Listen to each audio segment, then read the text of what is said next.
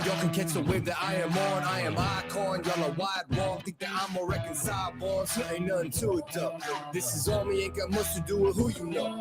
Keeping it true to form 10 L's into a milli though. But they already knew that those farewell to your opinions. Know that he is so. This is all me. Ain't got much to do with who you know. Yeah, keeping it true to form, but they already knew that. Here we go. I'ma show you who I am unbreakable. I don't think you understand. Watch me escape it. The world is in my hands. I am unbreakable. I'ma show you who I am. All that debate and cease and take seats. I hate to be the one say I ain't keep 100. You changing me, we major league. They pay to see the way that we come and compete. It's clear to me, you talking off and me. You say the least, you better believe we been through the ringer. We're through to them arenas. Menu that's for dinner or the ring of 5 fingers. And the difference that's between us, read it written in subpoenas. So in other words, the game that need us, we just reinvigorated. A little agitated, had to get them activated. No kind of active ain't it. Turning my occupation got me agitated, but I'm obligated. Later, rest the conversation.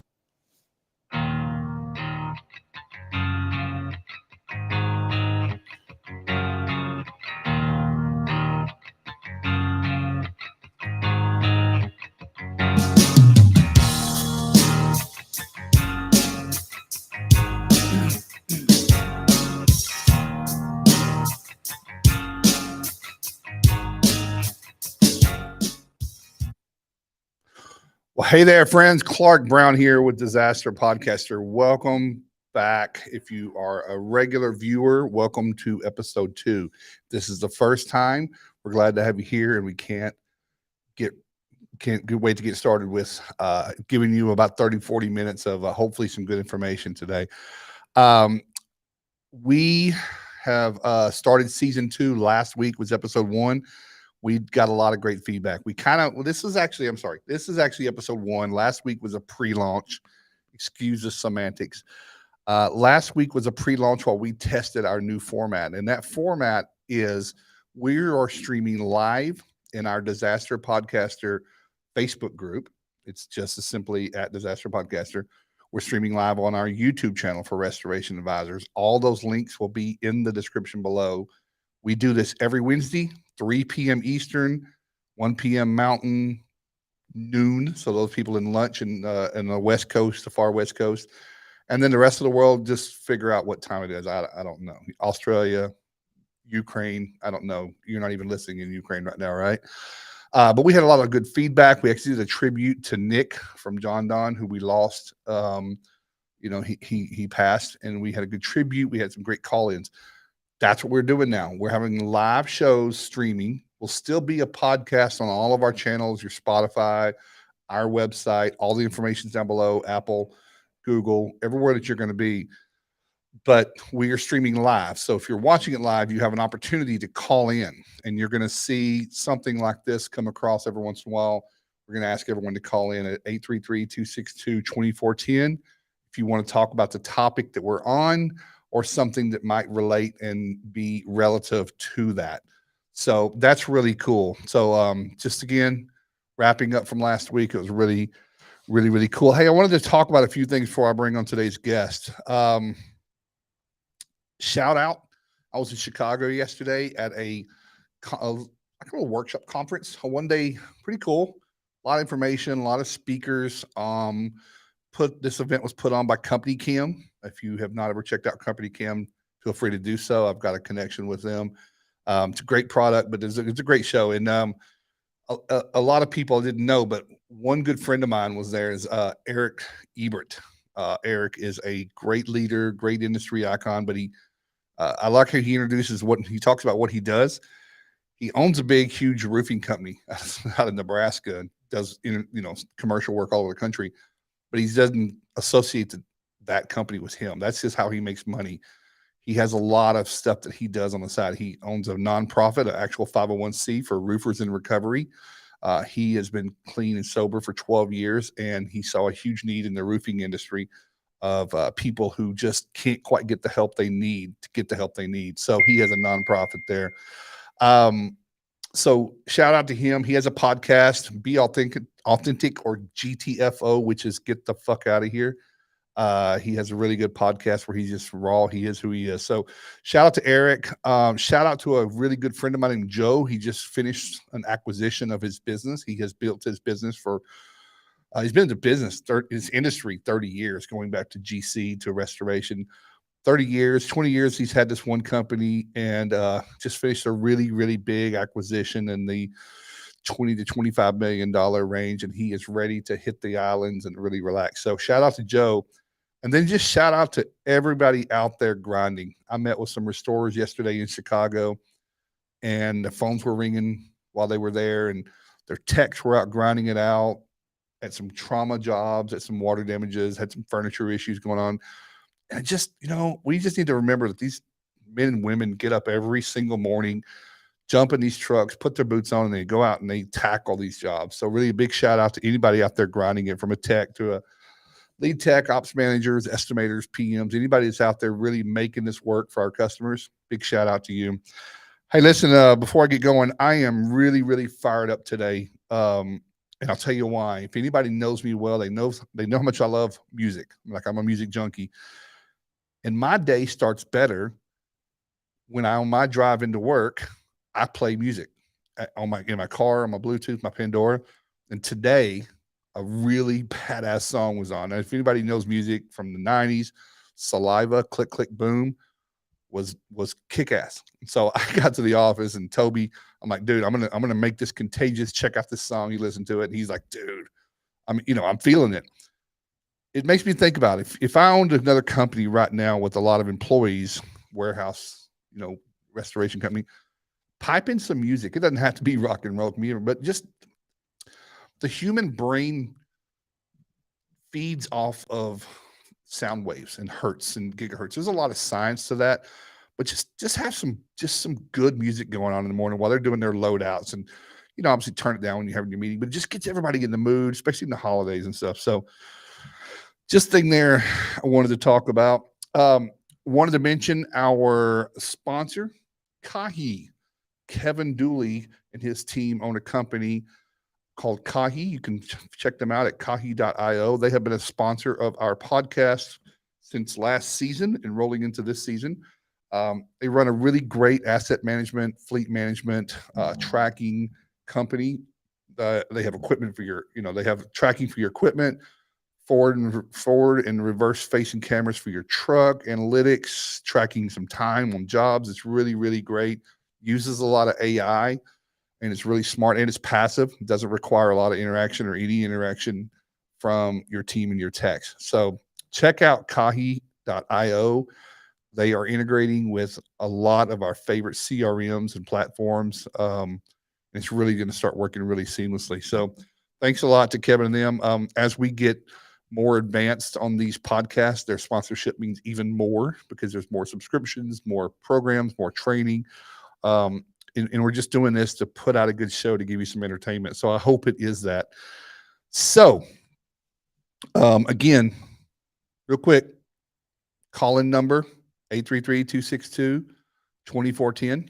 If you feel that compelled to speak about anything that I mentioned already, or the guest that I would like to introduce now. So Jon Grubb is the owner and founder of a firm called United Restores, and they are a digital marketing. I'm probably going to screw this up, but they are a digital marketing management company. They make the phone ring. They handle your digital marketing, not all aspects of it, more of your pay-per-click management and things like that. And I'll let Jon mention that. But Jon understands. All he works with is restoration companies.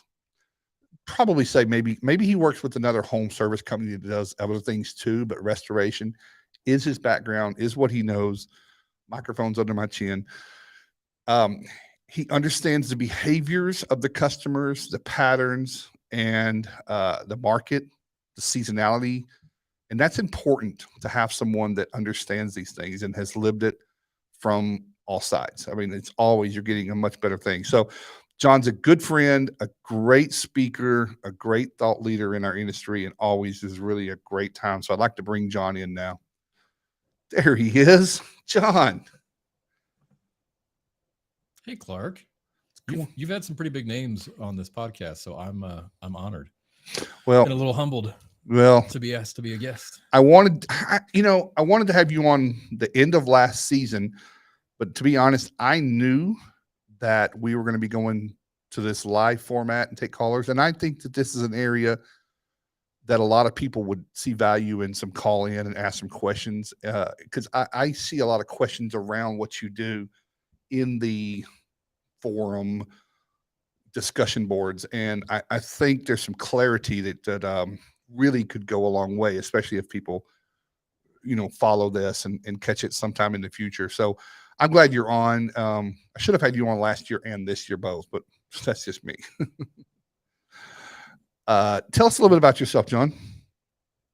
So I got started in the business around, I don't know, 2006. And I came from sort of commercial rebuild, didn't really realize I was in restoration, but we were restoring. I mean, we were relocating a lot of mold in restaurants. But it wasn't until 2009 I joined a franchise system, a restoration franchise system that had units, all over the U.S. and Canada, that I really got the bug for what it is that we do.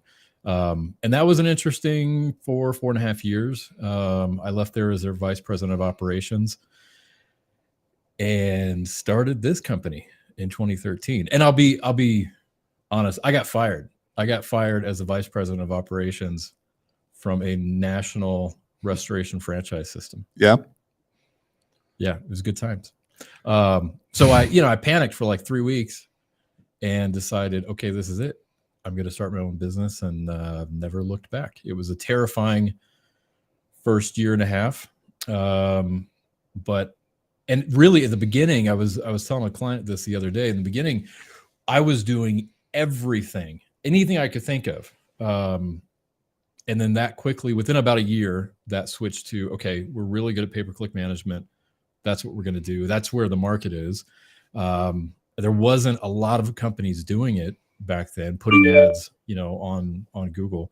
So I decided to hit that hard for the next several years. And then in 2020, we added social media marketing management, and it's been good. It's been a fun ride. What I know, Jon, what I know of you, when and I'm gonna tell everybody in a minute, we have a really close kinship and connected in a couple of different ways. But where I know that your why, when I peeled the onion back, your why is you love to see small to medium sized businesses successful. I mean, I think I feel the same way. I like to see. I come from a real simple background and grew up with people working really, really hard, and I like to see rewardship for that. So I know that when I've asked you before, why do you do what you do? You could do a lot of different things, but you like to solve that problem for people. So small, medium-sized restoration companies, which there are a lot of. You work with independent and franchises as well, right? You mentioned you worked for a franchise group before. Yeah, I mean, they both need it, right? Yeah, absolutely.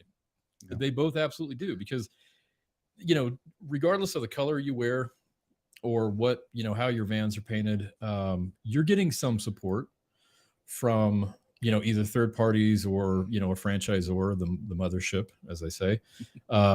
You're not getting everything. And, the idea about small businesses, have you ever been in a restaurant, like maybe what is a mom and pop cafe, and you see something broken in their system? The number one thing I see is the hostess, who's 16 years old, is running the entire front of the house of the restaurant. And so there's one restaurant here in town in particular. I won't tell you who it is. They let 16-year-old hostesses run the restaurant. All of the management is in the kitchen, which is great, but the front of the house is utterly broken. Every time we go in there, I bring all my kids, got a lot of kids, and we tend to eat. We don't go out to eat at like the rush hour. We eat early. We might eat, we eat at odd times where I know the restaurant isn't busy. And it is every single time we walk into this restaurant, we're told 15 to 25 minute wait. And the minute I get that information, I walk past the hostess And I'm not mean about it, but I walk past the hostess, I walk the restaurant, and I count how many tables are open. Now, why is she telling me that? Because someone else told her to say that. It's not necessary. We don't have to wait and get hungrier and crankier out in the lobby. She was just told, tell everybody it's a 15-minute wait when, you know, the occupancy in the restaurant is at like 15-20%. So that's it's a breakdown in how management has coached that, you know, usually a teenage girl. And that's the kind of thing where it's so obvious. I've worked in restaurants before, but I'm not a restaurant, you know, expert.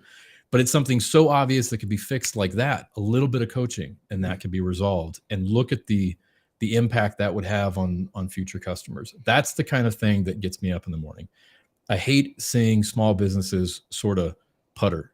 I want to see them thrive. And if I wasn't in restoration, I'm sure I'd find some other, you know, niche. But restoration is sort of like I said, I got bit by the bug back in 2009 or so, and have been doing it ever since.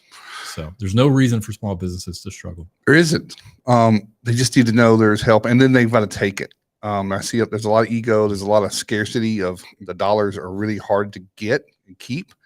And I get that too. So I know exactly what you mean. And the minute you started mentioning it, I see the parallax in the way that people run their company. But I vet and talk to a lot of restoration companies to see if they're a fit for working together. Sometimes they need something that I just don't offer. But in terms of digital marketing, I mean, there's some things I go to immediately and look them up online. What does it look like? I mean, if the problem is I'm not getting leads, well, I see that your hours of business on Google, you're closing at 4:30 or 5. You're not 24/7. You say you're 24/7, but if I looked you up from where 90% of people are now, I wouldn't believe that you're open 24. I wouldn't get that far. I wouldn't call you if it's red says close at 5 p.m. It's pass to the next person. No stars, no reviews are one thing. Pictures don't look like they're any, pictures of just crazy stuff. It's not related to what I might need. So there's just a bunch of things, and I'm nowhere near the expert in digital marketing, but I know enough to know that you need to be seen now to prove that you can do the good work. Just saying you do good work is not great unless you have great relationships and people know you, and that's great, but it's in diversification. Jon, before we go further and dive into it, let's talk about you and I met 2016, like 2016 or 2017. I know we talk about this every once in a while, and our memories are the second thing to go is the memory. I don't remember what the first one is, but we met in Bend, Oregon on this crazy collaboration of a handful of restoration professionals who were tired of seeing the system that we still have today, which was the carrier influence, the lack of education, and how people weren't armed for the claims divisions of insurance companies and running their company, and then just not knowing what they don't know, not stepping into the new millennium with things. And we met in Bend, Oregon, as we had a summit for what became called the Restoration Rebels, which a lot of listeners will know. That's a Facebook group. And Jon and I, and like I said, a handful of other really good people that were all aligned. And we had a great episode there. We had a great time, and we've got something. I'll cut through it. It went through its course like anything else. It was great, then it wasn't, and channels changed, and people changed, and people came and went, and it just kind of lost that juggernaut that it had. And you and I said we're not ready for this to end. We think we have something, and there's still a need. And we created, and Jon and I are partners in the Alliance of Independent Restorers. And tell people what that is. We're going to call it AIR for short. So, yeah, I think the way you described the rebel movement, one of the biggest factors behind starting AIR was we needed to legitimize what it was we were doing. At the time, I think we had 3,500 folks in the Facebook group, and we were called by peers and those outside the industry, we were called, you know, that Facebook group. And we knew it wasn't just a Facebook group, it was an actual movement, which I think fast forward a couple of years, most everyone realizes, oh, that's like a paradigm shift in restoration. Something happened, right? You can point to it on a calendar and go, at that point, that's when the industry changed. So with AIR, it was, okay, how can we just legitimize what it is that we're doing and what it is this movement is about? And that's what we sought out to do in my little office here in Idaho, over about 36 hours of writing stuff on the walls, you know, on that big memo, the memo pad, boards, which I still have back in my office. But that was the idea. Hey, what does this thing look like? And where are the gaps or the chasm in the industry that we could potentially fill as a community? And we just laid it all out and kind of staggered it into stages of growth. And, you know, we are not where we see it or where we saw it back then, but I think we're getting there slowly but surely.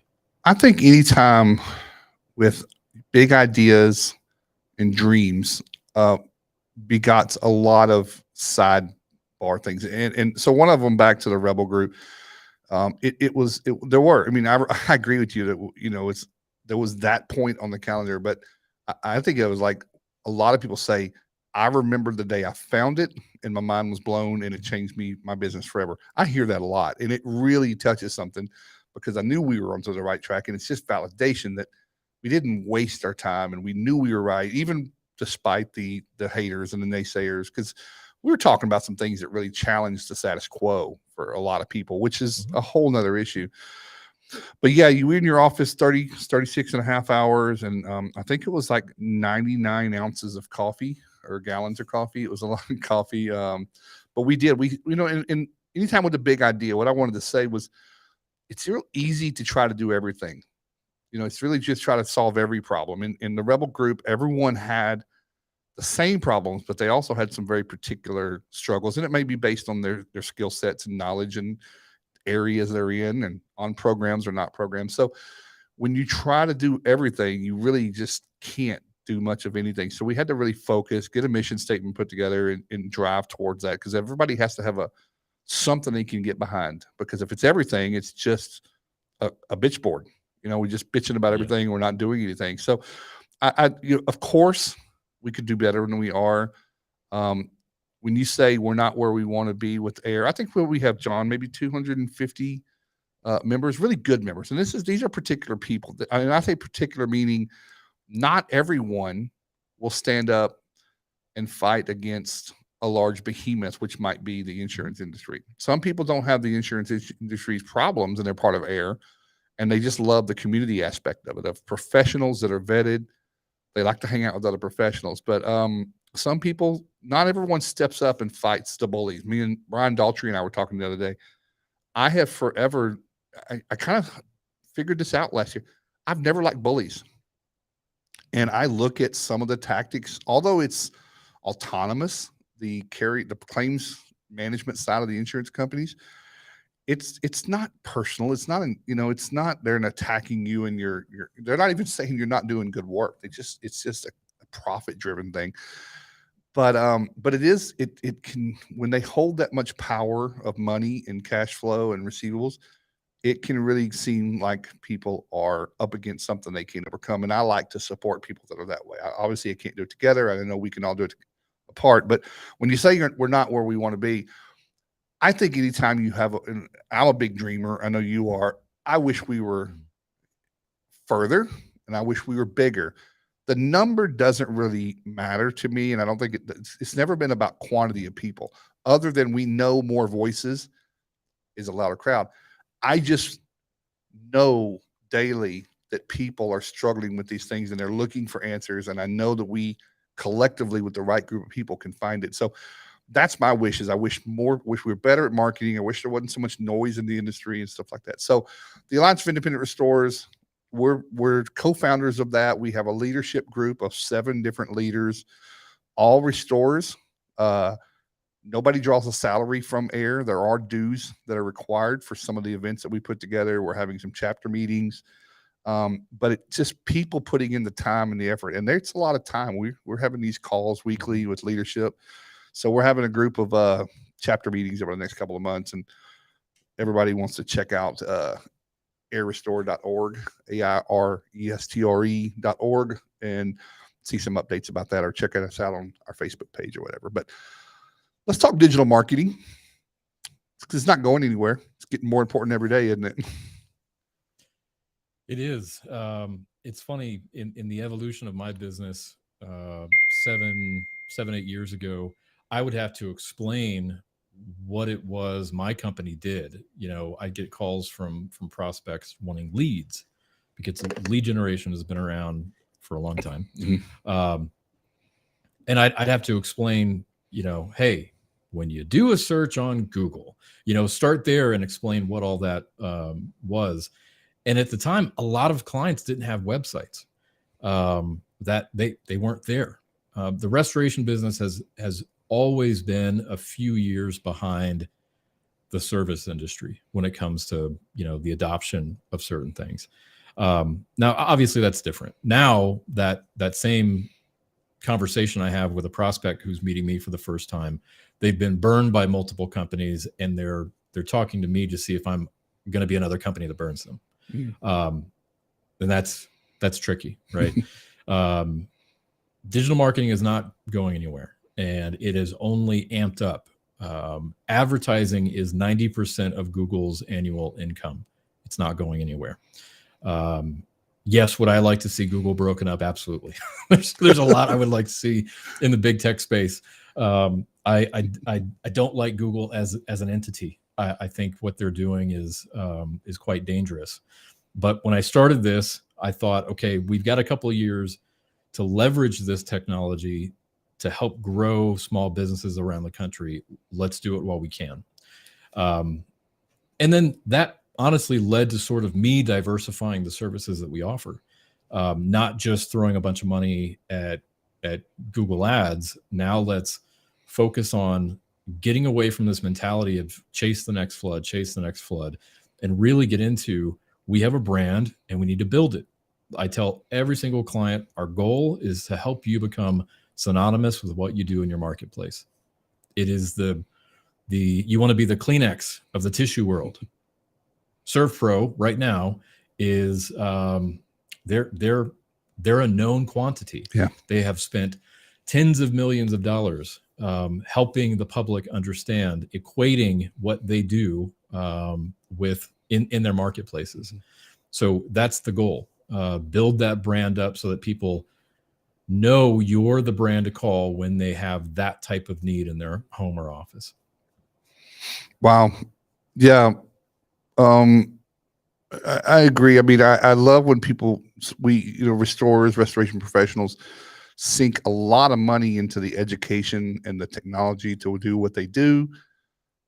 And the only way to make, in a business sense, the only way to get the ROI from that is, now that you've built the service, you have to market the right way. It doesn't help how smart and good and qualified and empathetic you are if nobody knows that.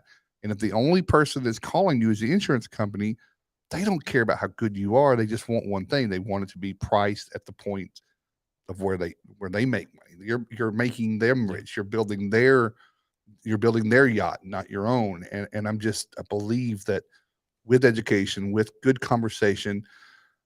But I think you brought something up that early, Jon, just beginning it. I think you've told me before, your space, just like everybody knows it, you have a lot of hot garbage in there. You've got a lot of really good marketing companies, or they market themselves really well because that's the strength they've got, but they don't know what they're doing. And the juxtaposition is the results are terrible. And maybe you've done that 3 or 4 times. There's a book by Seth Godin. He says all marketers are liars. You go through a couple of those things. You go through a couple of bad used car lots and have a bad experience. Your mind is going to tell you they all suck. And so when someone else tells me, oh, but we do a great job. When I'm a restoration company and I say, yeah, but we do good work. They're like, yeah, but the last 5 people said the same thing. So we have to own that. We have to live up to that. One more question I have for you. I just want to keep going. You mentioned website. I had someone ask me, I don't know, 6-8 months ago. It's kind of a weird question, but I guess it has some validity. Is a website still important, or can you run a business, service-based business, with just social media channels and let that be your website? Is website still important? 100%. Okay. It's I believe the single most important investment you can make in your business. It's your digital storefront. You're inviting someone in to this environment, and that website has to be convincing enough for them to go, okay, I'm going to make the phone call. So absolutely. And the websites have changed over the past, let's say 6-7 years, in what a client is looking for in a website. Yeah. So it used to be, if your website was too fancy, you didn't get phone calls, because people equated the look and feel of your website with potential price, not knowing that in most cases that work is going to be covered by insurance. And then that changed about 2016. I saw it shift, and it started on the coast, right? And then when I saw that happen, I saw calls with a long-term client in the Midwest, right? They totally plateaued for like 3 months, 4 months, and we realized, okay, this storefront, this digital storefront of his, it's failing to convert traffic. Folks are landing there, they're not picking up the phone. They're going out and they're finding a fancier looking website because they perceive now the look and feel of that website directly correlates with the service you're going to provide. Okay. So if you have a dumpy website, people are going to think your work is dumpy. This is, I'm going to boil it down to the brass tacks, right? If your website it looks like it costs you $20,000, you're going to do really well with high-end residential, because they equate, if they spend all that time, they look this professional online, the work they provide will be professional, and price isn't, with that group nearly as important as other groups. But the website hasn't changed. You can't just have a landing page. 10, 12 years ago, you could put up dummy sites, generic sites. A lot of lead generators still do that. People don't fall for it anymore. The public has become way more savvy with this stuff. And if they land on a generic, phony website or page, they're going to catch on very quickly what it is that they're into. We had this experience hiring a garage door, overhead garage door installer. Mm-hmm.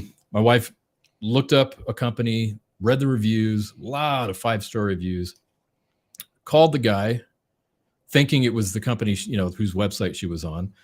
And guy answers, hello. And she said, is this, such and such overhead door? And he said, no.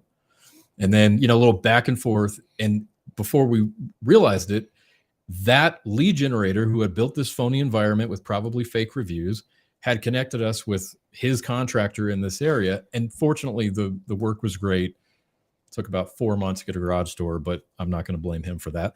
And the price was great. But the overhead garage door industry is doing the same thing that we were doing, 8-10 years ago, and still do to some extent. You got to be real and genuine. And yes, you have to have a killer website, because that's someone's first impression of you. You've given me the kind of breakdown of the kind of the components and ingredients. We don't have to go into it here, but there is a balance between those two, right? That not expensive, but telling people what they need to know right away. I am not convinced that you need to tell people how psychometry works on your website. You don't need to go into that detail. They just need to know about 4 to 6 things right away that the mind will instantly recognize. And then, I know we're going to talk about it a little bit later on, but then they go to YouTube and try to find their own answers. Be help if you were on YouTube as well. Everybody should be on YouTube in your market. So that answers my question. That's generally what I said. I said, I know as a consumer, I will look something up on Google. And that's why Google My Business is so important, because it's localized if it's something that's local for me. And I will go to their website. And again, because I know of lead generation companies that'll say they're local, but they're not. And we'll have somebody give you a call back and give you a quote, and we'll find the person to do it. and they're not really local, and kind of what you talked about kind of ensues and starts there. And I think people are smarter and savvier. And but the only way you beat that, you said it, is be authentic. That's the only way you can beat it. And then have social media, reviews and other referral social media credit resources that back that up. So, but anyway, thanks for answering that for me. I said basically the same thing. I said don't spend $20,000 for a website, but have a good one, have the right one, and find someone that knows what they're doing, and find a restoration company that's doing really, really well, and give them a call. If they're not in your market, say, hey, who did your website? I'd like to pick their brain. That's the way I would do it. And it needs to look like it costs you $20,000. Yeah. Hopefully it didn't. But I've seen it. I've seen very expensive websites that don't convert traffic at all, because it doesn't. The websites that don't answer a customer's questions in a very, very efficient manner will not make your phone ring ever. You talked about, the 4 or 6 things that a customer needs to see in a true emergency situation. That customer is not going to read all of your testimonials. They're not going to read all of your jargon, all of the services you offer. If you offer 67 services, they don't care. They should be on the page that talks about the pain they're experiencing right now.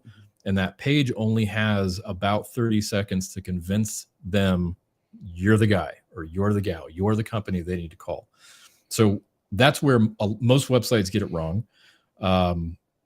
And your job as, assuming owner operator, is first if you're the best at what you do in your marketplace, you have an obligation to your community to be found when they need you. Yeah. Then you have an obligation to be convincing that you're the guy they should call, because the alternative is they call that guy down the street from you, who you come in after on projects that is, crook and a scumbag. And you don't want them finding that guy. You want them finding your brand and giving you a call and you making it right because you're the best at what you do in your marketplace. Because that guy or that company, could be a girl, their bad work speaks for our whole industry. It kind of back to that car mechanic. If half the car mechanics are in town are terrible, then if they try them first, then they're going to get to you. It's just going to be like, I'm not going to have a car. I'm not going to buy a car that's 8 years old that needs work. I'm just going to always, who knows? But our competition is our biggest problem of our industry. It's not really industry. It's just people who aren't certified, who aren't qualified, and aren't in it for the right reason, of course. So good website. I got you. And also, please, people, make sure your website is mobile optimized. Ask me how I know. I had a version of my website that really wasn't, and it really was. It's uncomfortable to view a website and try to on a smartphone. You can scroll back and forth. Nobody wants to do that on their phone. So, if you are working with your website, people, check that. Make sure it's right. Do you agree with that, John? Yeah, I do. Have we beat Design your website to be mobile first? Have we beat up the website topic? I think we have. I think we have. John, do you have any? I want to dive into some. I love the right and wrongs, the good way, the do's and don'ts and stuff like that. Do you have any customers, any case studies that you can tell us about of people who are just really doing it really, really well? Because I mean, obviously, I'm going to just like for me, I will speak about me, and I assume this is the same for you. I can only take the horse to the water. I can't make them drink. I can only give them the information and education, but the actual implementation, the sales for you can make the phone ring, but what you do with it after you is out of your control. Let's talk about that environment a little bit. Not talking bad about restorers, but it's just a skill set thing. Can you talk about that a little bit? So I'll put it this way, and I think I'll answer your question. The biggest issue I see with restoration company owners is a problem with consistency. In this business, we tend to have shiny object syndrome. We see something on Facebook, we see something on Instagram, we talk to a buddy who's trying this and it's worked, incredibly well for them. And so we're going to stop everything we're doing and go chase this thing. And having been doing this very thing for well over a decade now, I've seen a lot of those trends happen. We had one about 2 years ago. Everybody just started flocking to this quote unquote new technology that literally violated Google's terms of service, but that wasn't explained in the sales process. And what I said back then, it's on video, you can check it, is that, well, it's going to nuke your website. That's a problem, because that website is supposed to be the single greatest investment you're going to make in your company's advertising and marketing. And that's exactly what happened. It nuked websites, but it was the trend and everybody flocked to it. So consistency is a problem in the business. And, growing a restoration brand is really not that complicated. There's a couple of things you have to do. The clients of mine that, I was on a call with a video call with a client that's been with us about 8 or 9 months back east. And at the end of the call, it was cool because we had never actually had a video call. I had no idea what this guy looked like. But we text and we talk all the time. And so we get on this video call, and at the end of it, we were going over the account and making some targeting changes to, what locations we were targeting. And he said at the very end, he sort of like stopped mid-sentence and he said, "I want you to know that you saved my business." And that's the kind of stuff that first a marketer needs to hear. I need to hear it occasionally. We've had great success stories with clients over the years. I don't hear about every success story though. But that was, it was very encouraging. And then he sort of explained, what he meant by that. He's got partners. They have a couple of locations. And his partners were at the point where they were ready to pull the plug on him. He is in a hyper competitive market, and younger guy just, trying to make this thing work. And we connected at the right time, started doing some paid advertising. And he has righted the ship. And then it became a labor issue. And he decided he's going to pay his people way more than they could get from another company down the street. And he has created a positive company culture. They like coming to work every day, and they're being very, very fairly compensated. And frankly, he's only at the beginning of what he could be doing if we're looking 5, 10, 15 years in the future. So the companies of mine that have had the best track records, they start with that website. They get a website with a proven track record of converting clients from a website visitor to a caller. They do good SEO. They do some pay-per-click. They focus on reviews. We've got one client on our YouTube channel. I interview Dominic and Taylor from a company in Washington State. And they switched their business about 1.5 years ago to be review focused. They don't track, they track revenue, but they're hyper focused on the 5-star review. And they've changed their entire company structure on just tracking that. And wouldn't you know, they're more profitable. They've got way less stress. They told me the other day, we were on a call together, and they said, it is rare that we go 15 minutes away from our office anymore. Yeah. They used to drive 2 hours one way to get work. And over time, I sort of begged with them, hey, let's just focus on your, what's immediately around you. They're doing all the things. They've got the great website. They're doing SEO. They're doing pay-per-click. They're hyper focused. They're absolutely obsessed with 5-star reviews. They've got a good social media presence. They're doing all of these things, this multi-tiered approach, and they get the work they want. They get to turn down work they don't want. And it's not that they're doing crazy volume, but they're incredibly profitable. They don't have a lot of stress. They're happy. Their people are happy. They get to retain people because their people are happy because they're paid well. To me, Jon, that's success. That's a successful business.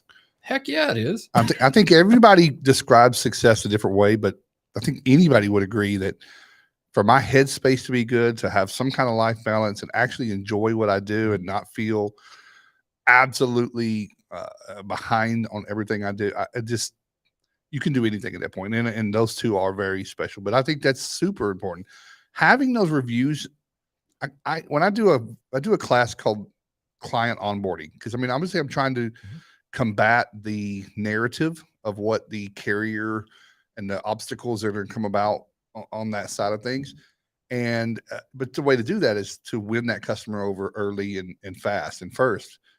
And I call it like a Batman belt. You've got to have tools. You mentioned it a while ago. You can't just have PPC. Have some SEO, have some other social media presence. But if you've got 100+ reviews, and especially in comparison to others in your market, that's a weapon. You can say, you control the narratives. Like, yeah, they're saying you're charging too much. Well, yeah, but that would be true if we didn't have hundreds of very satisfied customers. And what's the right price? Is it doing it wrong and have to get redone again? I'm kind of happy with our price, and I think most of our customers are too. You take a look; they're in your neighborhoods, blah blah blah. So I have some clients that have just used that. I have one in Montana, and he has on his website Montana's highest online rated restoration company, and he is. And that carries. I mean, people shop like Amazon now, so that carries a lot of weight. Hey, we've got a comment here. I'll try something. I can put these on the screen now. I don't know what that's going to look like. Now, I can't see it. You can't see it. Read it to me. Okay. No. I got to read to Jon bedtime story. This is from the Silver Warrior. Whoa. And I know he collects silver, which is very admirable.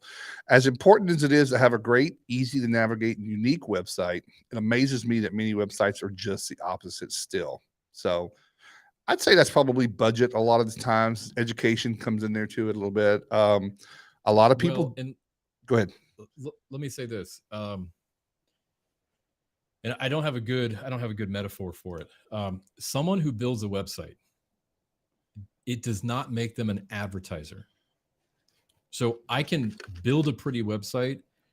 That doesn't mean that I automatically understand the psychology behind convincing someone to push a button on my website that calls your phone number. Yeah. Right. You can have a good marketer who has no idea how to structure a website. Yeah. Where the eye goes on the page, how long they're on the page for before they either back out or make a commitment to call. We're not selling women's shoes. This is not a long buying cycle. This is happening in seconds. So the job of the web developer, the advertiser, the marketer is we've got to create an environment that immediately convinces that client you're the company that's going to make this right for them. I think it's important to remember that in a restoration remediation, and especially if it's emergency services, we're dealing with people who are in the midst of an adrenaline dump, going through an extreme amount of anxiety, not thinking in the way that you or I might if we're looking for a new car or something else. So you've got to plan on that. Like you said, they've got moments. I have a friend that's a restored. You and I both know him. And they say, when you're out there with the customer, and it kind of relates it, you talk to them the first day, you're explaining how the process is going to go back the next day and do it all again, because they didn't hear half of what you said that first day. Because that's right. There's a post-traumatic stress almost. Even though we see water damages all the time, it's real easy to say that's not going to be a big deal. Never say that to a customer, by the way. Ask me how I know. But, it's a big deal to them. I told someone in his commercial job one time, I said, I've seen much worse. They looked at me and said, well, I haven't, and this is bad. I'm like, oh, you're right. Right. So thanks, Blaine, for that was Blaine, Silver Warrior, Blaine Perry, for that question. Silver Warrior. So he collects silver, and I think he's probably smart right now. Hey, I want to hit two more things. I know we're running up on a couple of we've been on here 48 minutes, but I'm okay to stay on. I'm really waiting for some callers. We've had a couple of people viewing. I know we've covered some of this, Jon, but what are some do's and don'ts in the digital marketing arena? And I know we've covered some of that, but for people to walk away from today's, they may say, oops, I'm doing that, I should stop. And a little bit why. Do you have two of those? Yeah. So the easiest way to get on Google is Google My Business or Google Maps. Oh, yeah. That's the easiest way. It's something you can do yourself. And you've got to, even if you have that, if you've done, you've inputted the information, you got your company registered, they mailed you the postcard, you verified it, you got it published. go and take a look at that again. Clark mentioned the business hours earlier. Your 24-hour business, your business hours on Google Maps needs to be 24 hours. Don't expand your service area to the state in which you live. Keep it reasonable. And reasonable isn't always a 2-hour, radius from your office.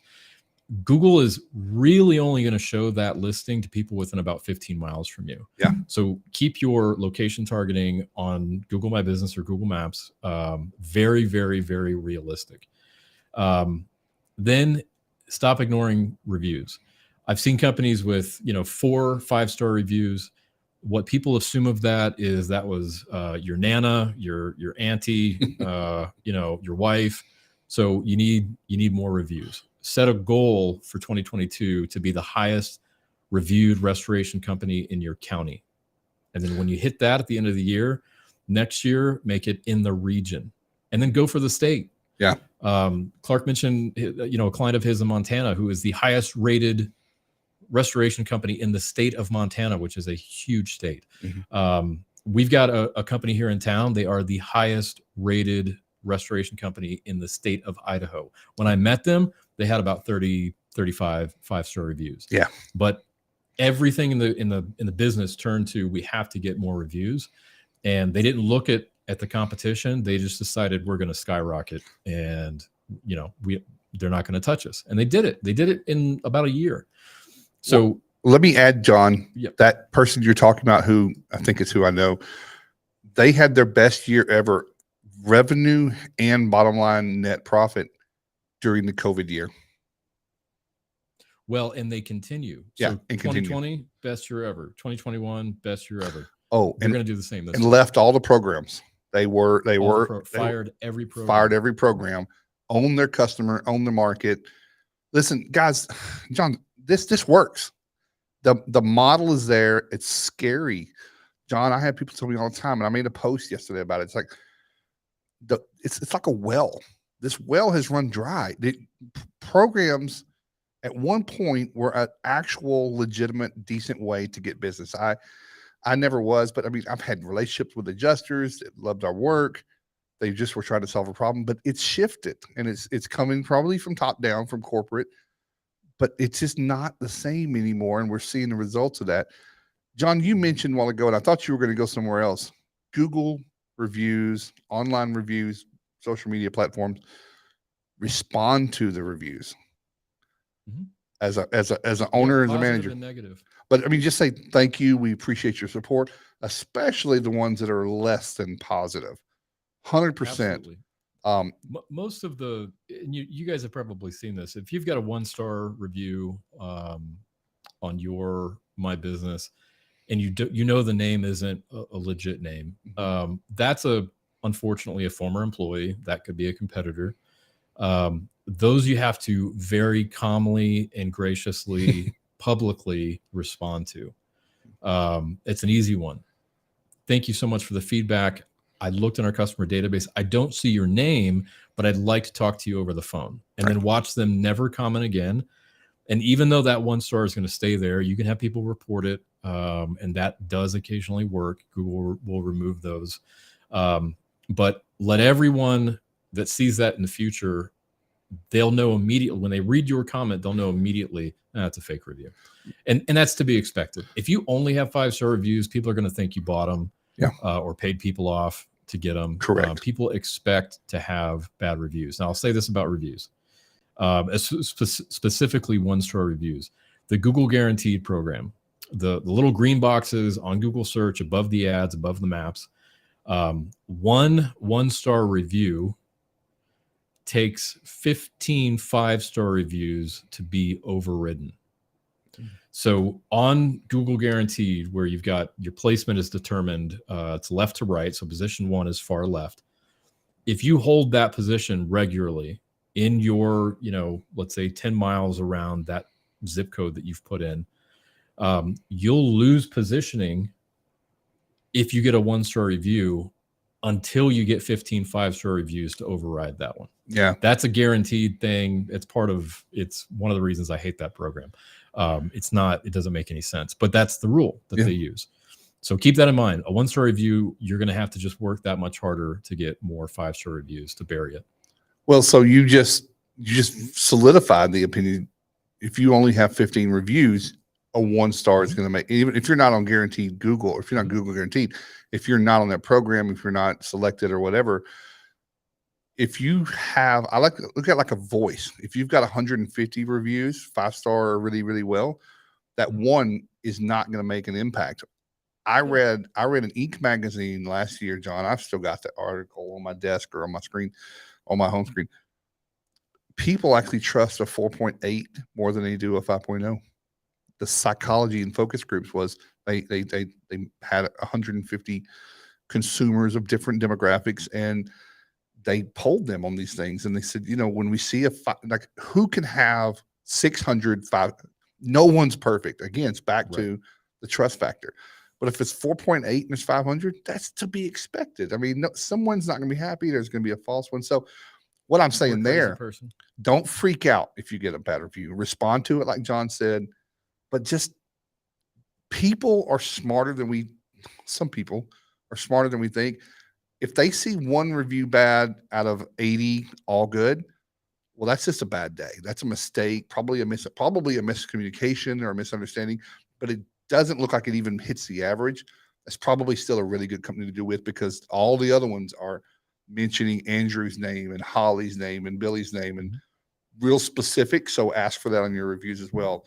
But this is all within the control of the leaders and the staff at a company. You can control all of this, how you ask for reviews and how you manage them and things like that. This is not 100%. Algebra, hieroglyphics, and nuclear science. Jon, as we start winding up, you mentioned that 2020 you started working on social media marketing. Can you tell us a little bit about what you're doing there and what you're seeing? Yeah, so the COVID thing, I noticed during that period that companies were either excelling with their Facebook presence or they weren't, and it was really bad. And at the time, I only knew of one person that specialized in Facebook marketing in the restoration space. It was something that I wanted to do for a while. I feel like I come from a long line of storytellers. When our family gets together, we just tell stories. That's how we communicate. And I love a good story. Yeah. Facebook is the perfect outlet for that. Not long stories, but you as your brand can tell stories that actually people engage with and help build social capital in your community. So I kind of keyed in on these companies that were really, really doing Facebook well, and decided, okay, I think I can take this, what I'm observing, like the good and the bad, and turn it into a formula. And so in like middle of 2020, I published on our website, unitedrestores.com. You can click on our section called Facebook Marketing. It's our entire philosophy of here's how we manage Facebook for you. And if you don't want to pay somebody to do it, by all means, go read that article, put it into practice. It's if you have the bandwidth to do that yourself, by all means, steal from that page and do it, because I believe it is the absolute best way a company can utilize Facebook as another marketing channel. So that, we started like late summer of 2020. We've only got a couple clients doing it. It's really fun work, because here's how here's sort of the philosophy. Every post that we do 2 posts a week, so we don't like inundate, but we'll focus on one of 4 things. Everything we do have to fit into one of these 4 categories. So culture, like the company culture, talking about your employees, building your employees into mini brands. You mentioned earlier, Clark, in reviews where that employee is called out by name. I love that stuff. And I want people calling your company and asking for specific employees, because you've done a good job at branding those people. They are literally brand ambassadors for your company. So we do a lot of culture posts. Then goodwill. What are you doing in your community, or what are your employees doing in your community? That can be, obviously 2020 gave us tons of opportunities to go out and do, goodwill things. We should be continuing to do that. If that's sponsoring a T-ball team or feeding at a soup kitchen, going to a fire station and dry cleaning their suits for them, whatever you're doing in your community, that needs to be broadcast. Now, I'll say that with a caveat. Most reasonable people don't like bragging about the goodwill they're doing in their community, as you should. But your brand can, and your brand should. Your brand should be talking about what it's doing. Frame it the right way, and it comes across authentic. And it's not about you, the owner, how much money you gave, how much time you gave. It's about the brand. The community needs to see your brand out there and doing things that it can get behind. Frankly, your community and your Facebook community, they need feel-good stories. That is how Facebook was designed, either to keep you absolutely livid and hysterical or feeling good, all those endorphins hitting, right? Then talk about past victories. Those are your reviews. You can highlight those in posts. And then last thing, service. Talk about actually what it is that you do. Not the tips and tricks that you see every other company doing, because no one actually reads that. Maybe right before, a freeze, someone might read your 5 tips on winterizing your home. But talk about what it is that you do and keep it. I always say, never put a before picture on your business page without an after picture. People don't want to just see how awful it was beforehand. They want to see how great it was after. So 4 categories of posts. Again, I've got this all on our website. You can absolutely just take it, make it your own. We'll put that link in the comments and in the stuff. Yeah. So Facebook marketing is frankly, it's where I want to see my company really growing in the future. Pay-per-click is good. It's instantaneous. It's immediate satisfaction when it comes to generating jobs. But Facebook marketing, I said at the very beginning, get out of that mindset of chasing the next flood. I absolutely hate that our industry is obsessed with the next flood. You need to be thinking about your brand and what your brand is in the community in the next 10 years, 15 years. And that doesn't mean it doesn't matter whether your plan is to give this company to your kids one day or sell it in 10 years. Frankly, if you sell it, I think that's a great plan to have. And a lot of younger restorers tell me, I'm going to do this for 7 or 8 years, grow it to X, and then sell it and go do something else. And that's awesome. It's a real model. But you have to be focused on the brand and growing the brand long-term. So we have a comment before we go to comment, Jon. Facebook still reigns supreme. Am I correct? You mentioned and I mean, unfortunately, compared to, we've got, and I see people, they're tinkering with Instagram and TikTok. And listen, those have their place, but to me, as what I feel like is a legitimate, logical people, my kids say only old people are on Facebook. Well, guess what? They're homeowners. Kids are right. Well, that's homeowners. I don't want teenagers seeing my TikTok about my company. It doesn't matter. And then secondly, before and after pictures, I say it all the time. You don't look at a restaurant's Facebook or marketing and look at the dirty dishes and the grease trap.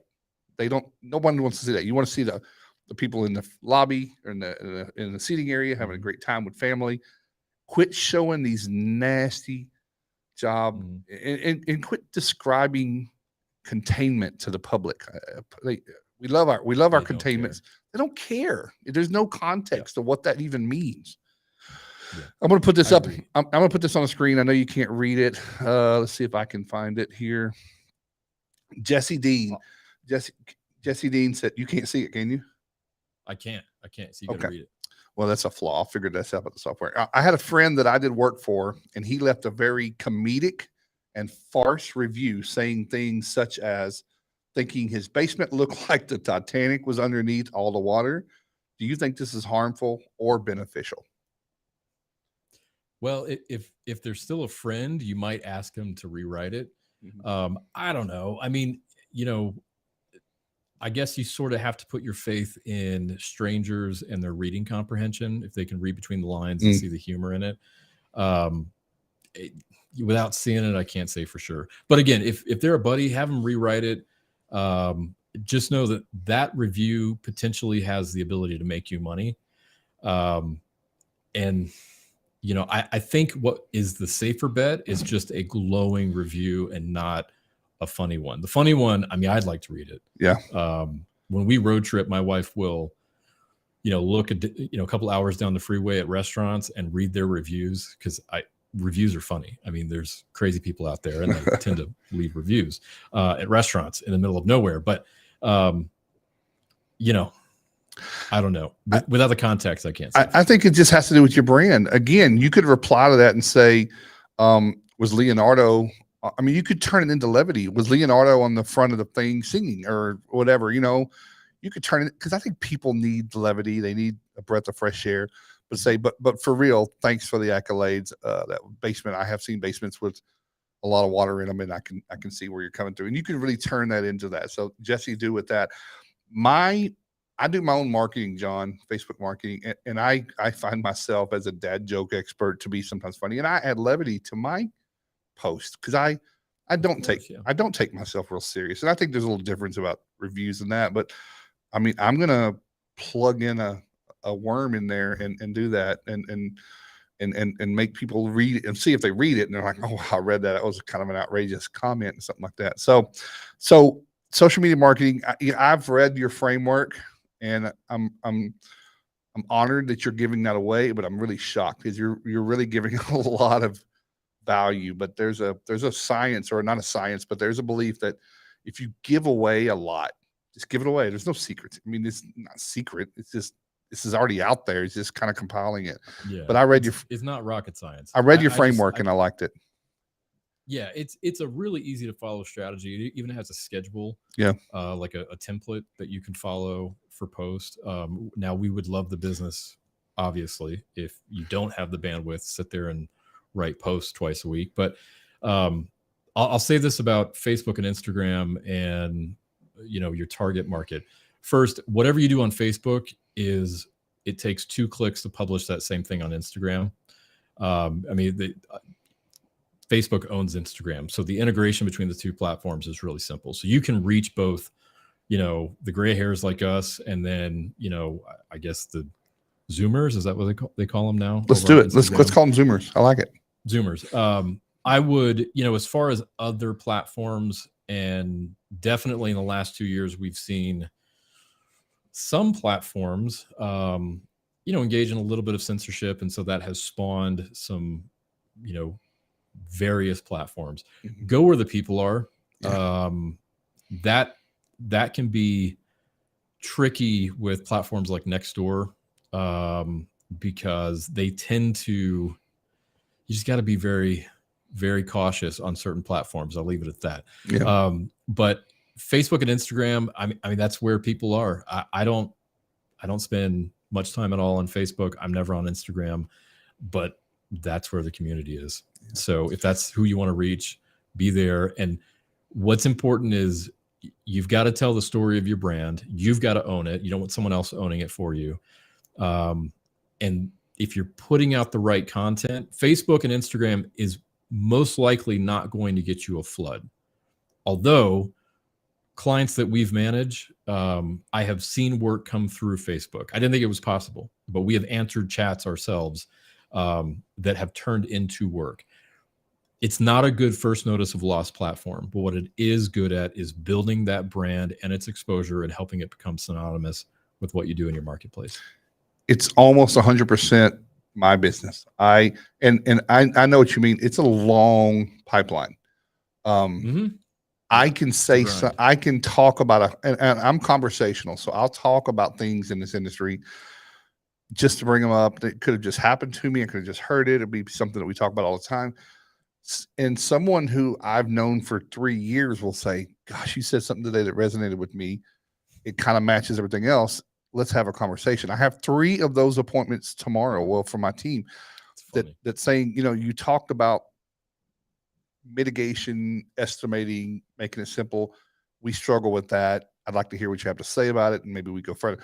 But this, for me, it's a great platform. Now, I have the podcast, we have the blog going on. I tell everybody in my circle now, if you're a service-based business, in this case, restoration remediation, figure out simply how to start blogging and get a YouTube channel and be rather consistent. You don't have to be every day, but SEO wise, when people start looking up because people are looking for DIY answers on keywords. And if you're on those spaces and they see you there, and then they see 113 5-star reviews, and then they see your website and it's not hot garbage, all of a sudden you kind of check a whole lot of good boxes for them. So, and I'll qualify that because I can hear an argument brewing in the back of my mind.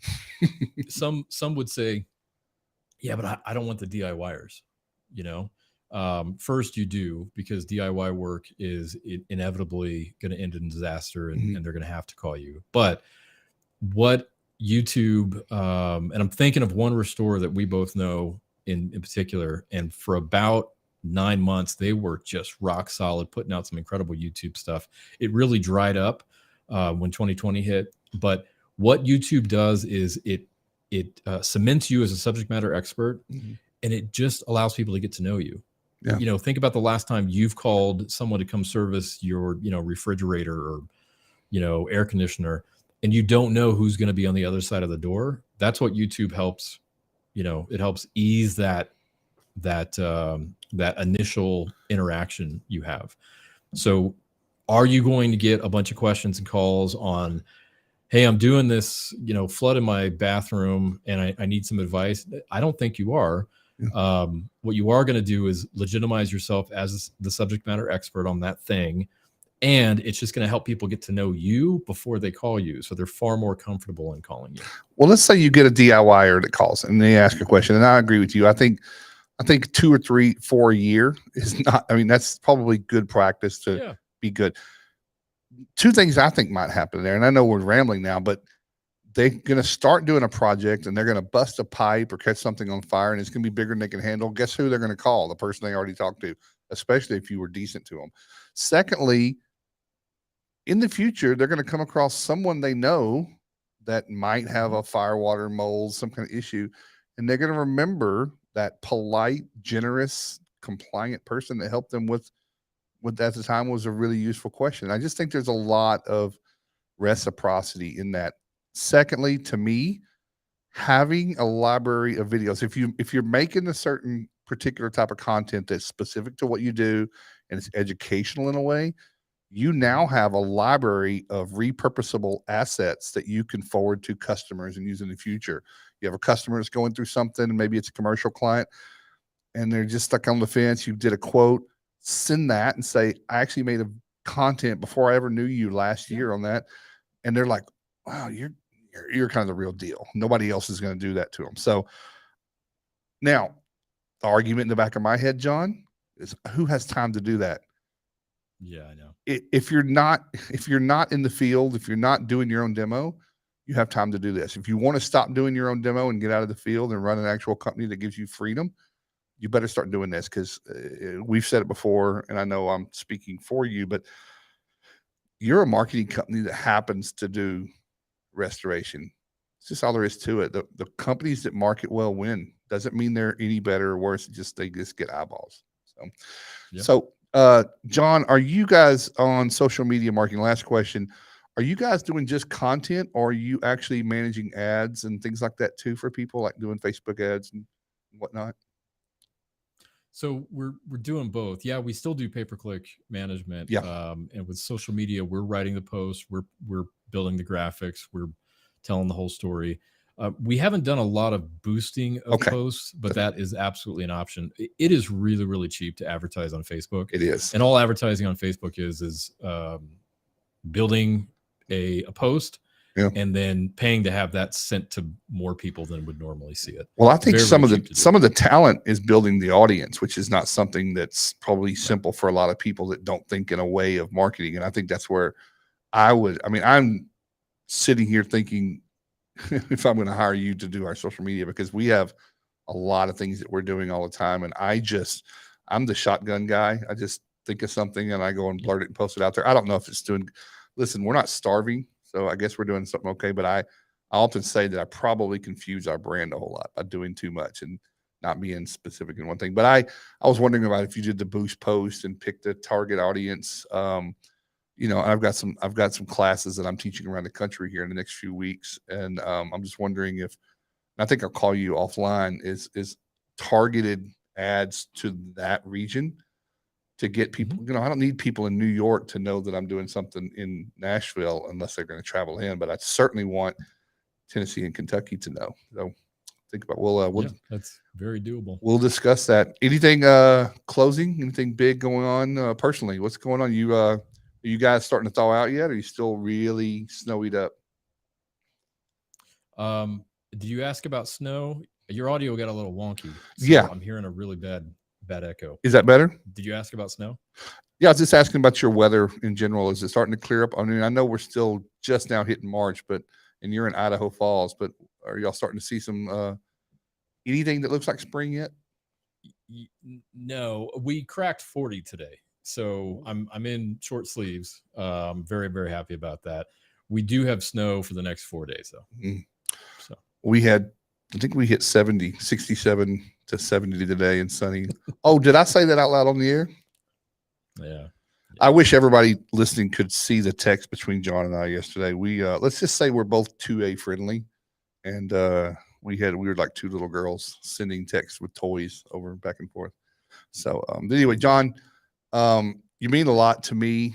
You mean a lot to this industry. I know you mean a lot to the people that I know that you work with and what you've done for their business. And I know that in the future, like 6 months from now, someone's going to be at the end of the season 2 and they're like, can't believe I'm on here. I can't live up to people like Jon Grubb. And so, what you opened with but no, I really appreciate you being on. And if someone takes time to listen to this podcast, they're going to walk away with something and say, yeah, I've lived through that and I'm probably still not doing it right. Or I've got to rethink how I do my marketing. So I hope that's the reaction for the people that need it.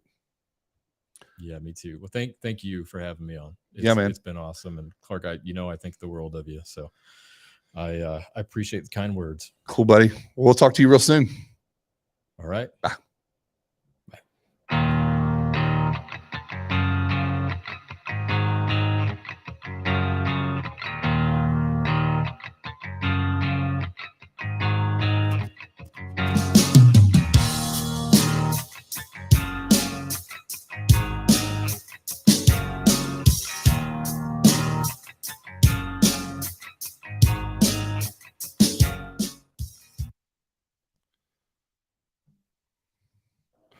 Hot dog. So for like the last 10 minutes, the audio, I can't even describe it. Everything I hear it's like a stuttery echo. So some of the things I literally couldn't make out what you were saying. So I was trying to I was hoping I got most of it. But we'll check and see. It might be on my side. It might be. We'll check and see if that comes across on our, hopefully not on the recording. We did every test we could. We figured out that echo issue. Just like literally 20 minutes before you called in. It was a lot of stuff we had to try out, but we didn't get any callers. I was glad to get a couple of people with some on screens, and that kind of looks really cool when I put their comments up on screen. Toby's coming in. What?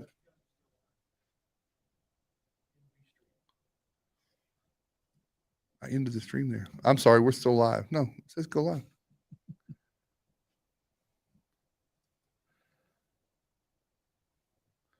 We're still live.